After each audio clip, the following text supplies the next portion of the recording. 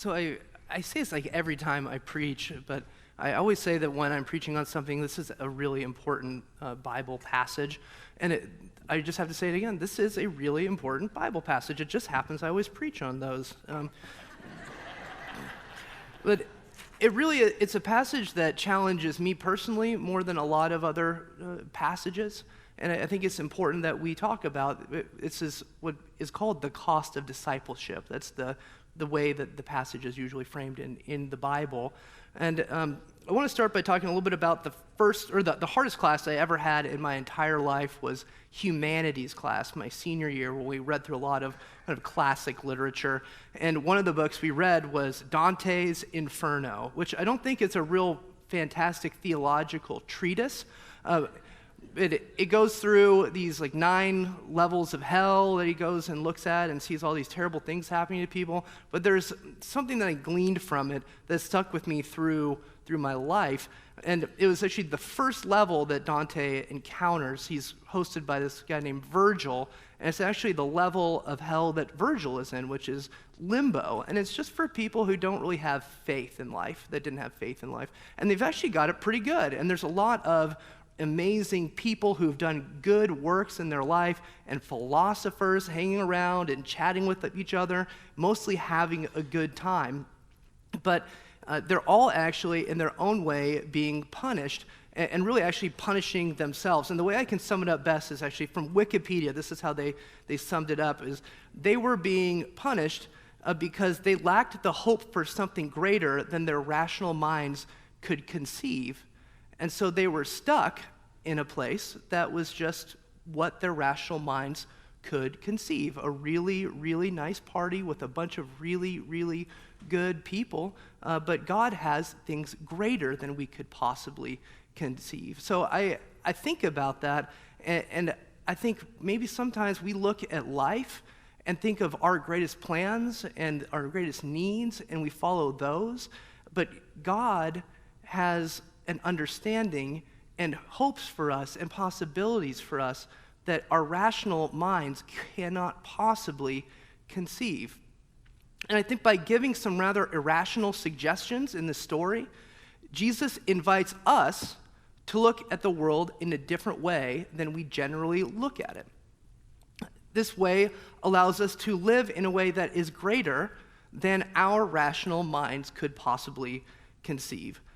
So one thing that happened in my life was I decided to move from Nashville, Tennessee in 2013, 2014, and I was going to be going into seminary, and I had to clean out my apartment in Nashville, and I needed to move some stuff back west, but some stuff I just didn't need to move with me. And one of them was this big, giant couch, and I tried to sell it on Craigslist, and it just wasn't working out, so I wound up calling up 1-800-GOT-JUNK and had them come to my apartment. And so 2 guys showed up to move this kind of hulking couch that I had, and they asked me what I did, and I said I was going to be a pastor, I was going to seminary. And I guarantee you this is something that happens when you tell somebody that either you're going into ministry or that you are a pastor. 2 things happen, only 2, there's no in between, okay?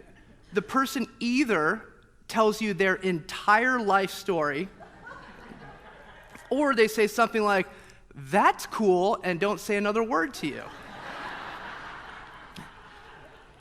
So we had one example from each of these people. One of the people said, "Oh, that's cool," and then just started doing his work, which is just fine. And the other one talked about how he was a part of an addiction recovery community. And he said that he'd been in some really rough places in life, and he not only found Jesus in those places, but Jesus found him there. And Jesus had helped him fill a space in life that he'd been trying to fill with all sorts of things. And his faith meant a ton to him. And there's just, I don't know, something about some folks that I have come across who are in recovery where you just feel this power and peace within them when they've gotten to know Christ. So they didn't take a lot of time to move this couch, and I was downstairs at the truck getting ready to pay him. And the one guy who had said, "That's cool," started giving just a usual greeting to somebody that you're saying goodbye to that you've just met, which he said, "Hey, I really wish you a lot of success in your upcoming career." And the person who had opened up his whole life to me cut him off mid-sentence and said, "No." And he said, looking at me, talking to his friend, he said, "He isn't in it for success. But what he is going to go into is very hard." And I was like, "It is?" No. And then he just kept looking at me, and he said, "I hope you keep seeking out, finding, and serving Jesus, but I don't wish you an easy life." And it's amazing some of the people you just come across in everyday life when you just share what you're going into and your own faith. It opens up some possibilities that are just not rational. You don't think that you would get stunning life wisdom from the person who is junking your couch for you. But that happens with God in this world, with Jesus Christ moving through this world. And so I don't think Jesus is actually asking you to start hating your family in this passage. Jesus was an observant Jew. One of the 10 Commandments is honor thy father and thy mother. I think this is more about putting Christ as your top priority in life instead of yourself. And in order to have Christ as our top priority, we have to be willing to accept that there's things that we need to sacrifice or let go of in life in order to accomplish that. I know that this whole thing may seem difficult and constricting, but actually, I think it's more than anything really liberating.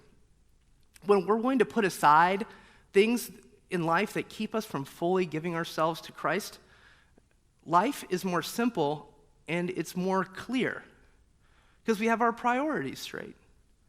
It's more difficult for sure, but it's also more filled with grace and transformation.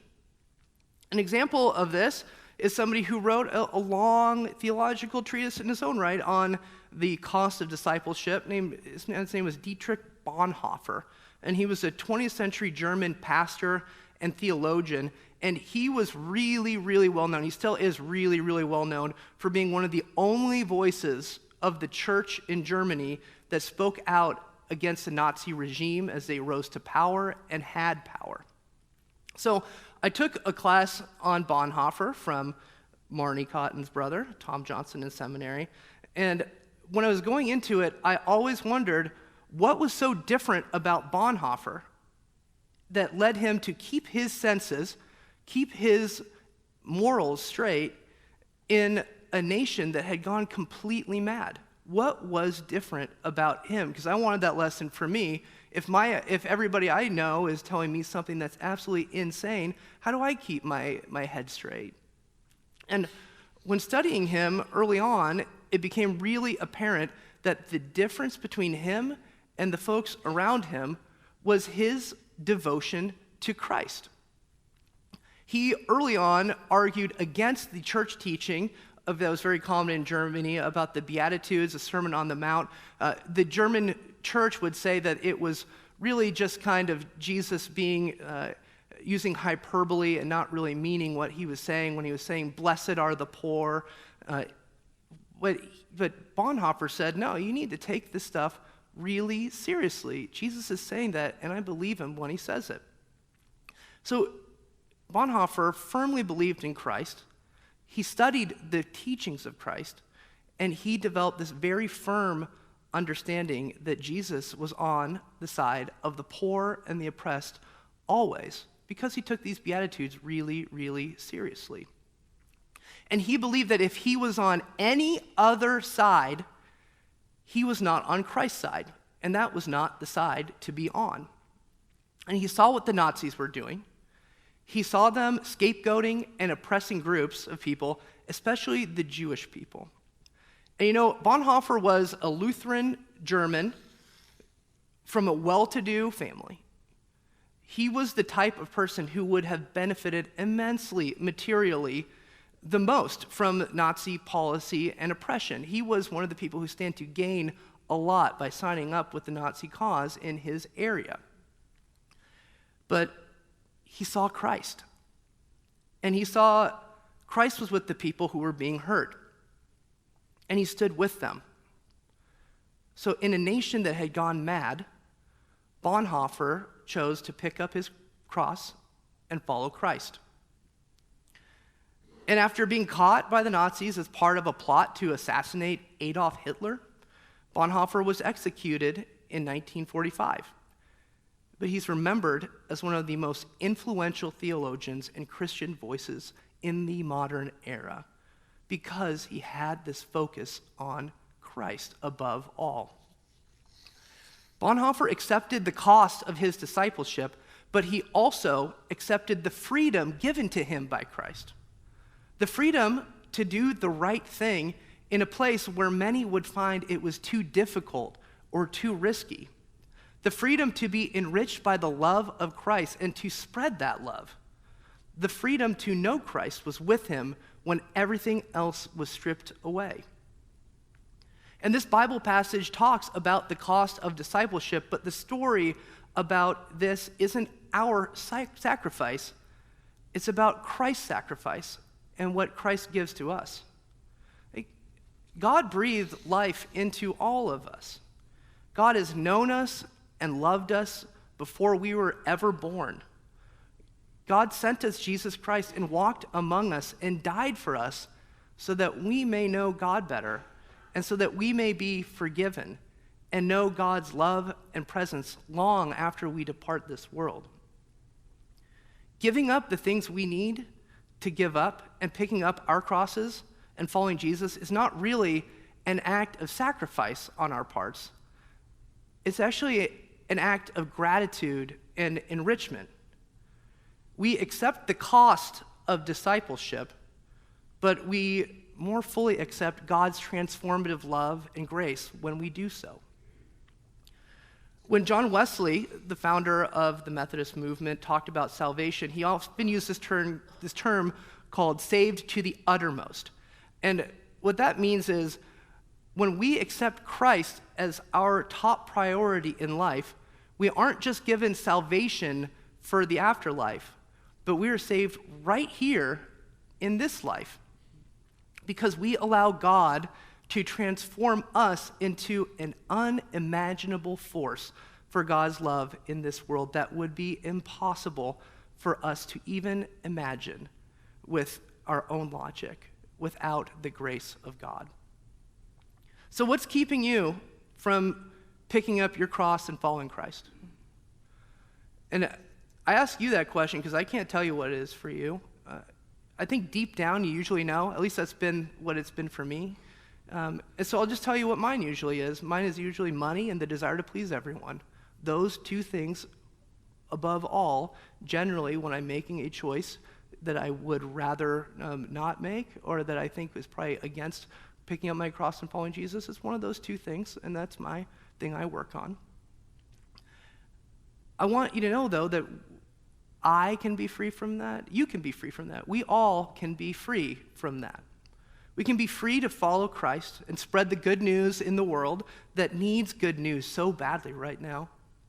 We can be free to let God make amazing changes in us. We can be free from the constraints we put on ourselves, free from the power of sin, and free to live boldly and love broadly.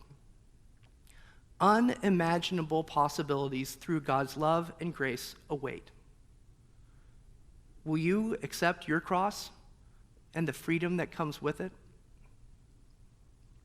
Amen.